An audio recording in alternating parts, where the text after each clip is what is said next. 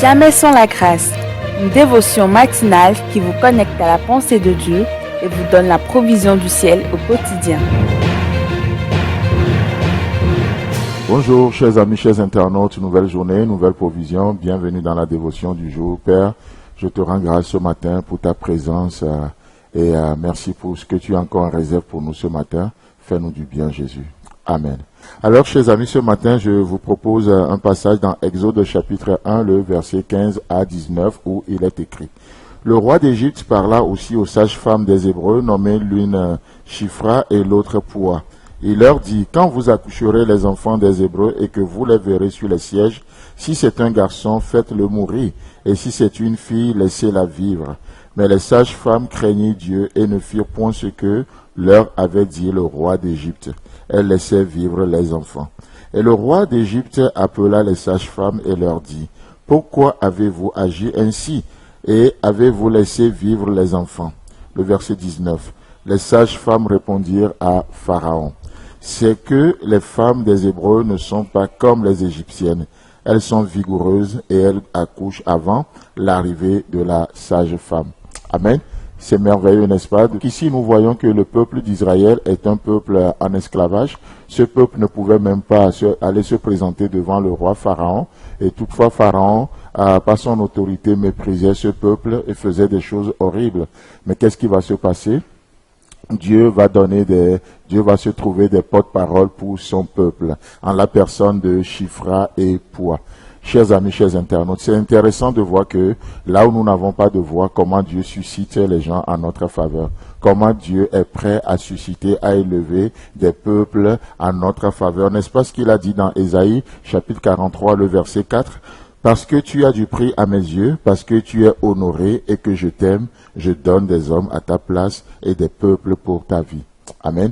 C'est tellement beau. Et effectivement, parce que nous avons du prix à ses yeux, l'Éternel ne permettra pas certaines choses dans nos vies. L'Éternel, il intervient ce matin et il va intervenir encore ce matin. Vous savez pourquoi? Parce que nous avons du prix à ses yeux. Et la question c'est, où est-ce que nous avons trouvé ce prix? C'est lui qui nous a donné ce prix, cette valeur. Nous valons le sang de Christ, n'est-ce pas? Et ce sang parle aussi en notre faveur ce matin. Alléluia. Le sang de Christ qui parle en notre faveur. Dans Hébreux chapitre 12, le verset 24, qu'est-ce que nous voyons? Il est dit de Jésus Jésus qui est le médiateur de la nouvelle alliance et du sang de l'aspersion qui parle mieux que celui d'Abel. Alléluia. Qu'est-ce que nous voyons? Nous voyons deux types de sang et deux personnes, le sang d'Abel et le sang de Jésus-Christ. Donc, dans ce passage d'Hébreux 12 qu'on vient de lire, il est dit quoi? Oui, si le sang d'Abel criait, parce que son frère l'avait tué, et si le sang d'Abel criait, là où le sang criait vengeance, ce qui serait vraiment légitime, aujourd'hui, qu'est-ce qui se passe? Le sang de Jésus-Christ crie plutôt pardon, pardon.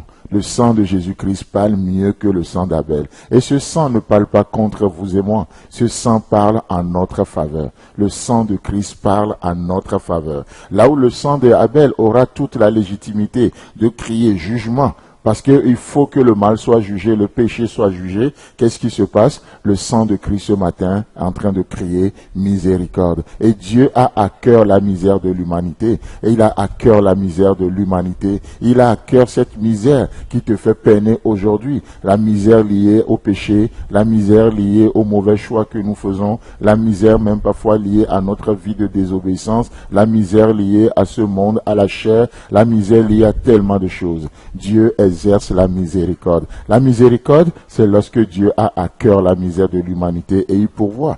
Là où le sang d'Abel crie la mort, parce qu'il faut que la sentence soit donnée, le sang de Christ crie ce matin la vie, la vie. Chers frères et sœurs en Christ, chers amis, chers internautes, ce matin, nous avons plus que Poua, nous avons plus que Shifra, nous avons plus que Rahab. Et qu'est-ce que nous avons? Nous avons Jésus-Christ, le sang d'une nouvelle alliance qui parle mieux, le sang de Christ qui parle mieux. Vous pouvez accepter le bien et rater le mieux ce matin. Si le sang d'Abel était bien et tout ce qu'il réclamait était légitime, laissez-moi vous dire que le sang de Jésus-Christ c'est encore mieux. Et c'est pourquoi ce sang parle mieux ce matin. Alors, que le Seigneur vous fasse du bien, qu'il vous dirige ce matin et que sa présence soit avec vous au nom puissant de Jésus-Christ. Si vous avez aimé cette émission, parlez-en à vos amis. Parlez-leur du message de la grâce et de ce qu'il fait dans vos vies. Pour un sujet de prière, une question ou pour devenir partenaire, contactez-nous au 00229 94 75 80 20. Que Dieu vous bénisse et à la prochaine. En attendant, pensez avec Dieu.